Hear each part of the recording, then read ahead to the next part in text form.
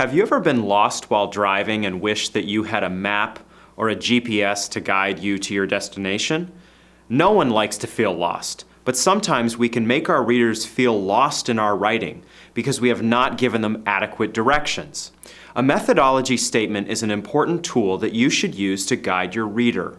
This video will show you how to incorporate this simple but often overlooked component into your papers. Just as you include a thesis statement in the introduction of your paper, you should also include a methodology statement here as well. A methodology statement is distinct from a thesis, but the two are complementary. The thesis tells your reader what you are saying about a topic, while the methodology statement tells your reader how you'll develop your thesis throughout the paper. In other words, the thesis is the destination, and the method is the map that tells the reader how to get there.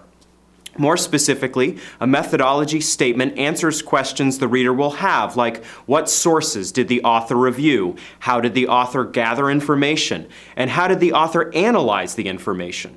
If you use a methodology statement to answer these sorts of questions in advance, you will help the reader know how you arrived at your thesis and how they will get there while reading your paper.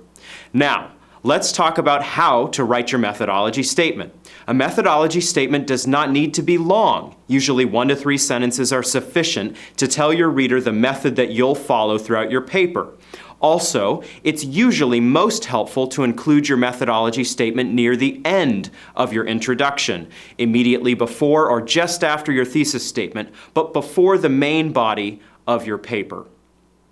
Let's consider some examples. Say you're writing a paper on demonology. You know that you don't have the time or space in your paper to address every aspect of demonology, so you read systematic theologies and journals to get a sense of the current conversation on the topic. You then identify the most relevant synoptic passages for fresh exegesis. In order to tie these sources together, a concise methodology statement might read like this.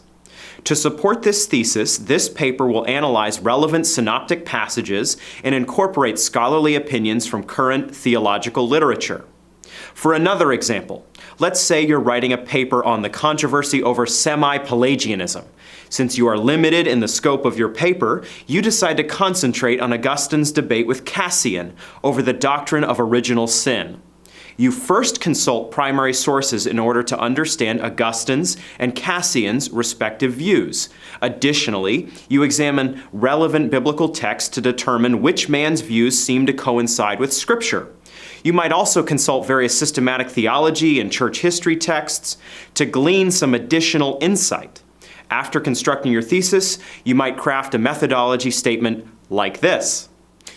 This paper will begin by examining Augustine's and Cassian's writing in order to determine their respective positions. Next, the paper will compare and contrast each man's position with relevant biblical texts as well as prominent scholarly works on the topic. Whether driving down the road or reading through a paper, no one likes to be lost. Just as you would like to have clear directions while driving to your destination, your reader requires a clear method for arriving at your thesis. By including a methodology statement in the introduction of your paper, you can guide your reader through your paper so that he or she doesn't become lost. Your hard work deserves to be clearly communicated. So, after you have done the difficult work of researching your topic and forming a thesis, just take one more simple step by describing your method to your reader so that your paper will be as clear and as effective as possible.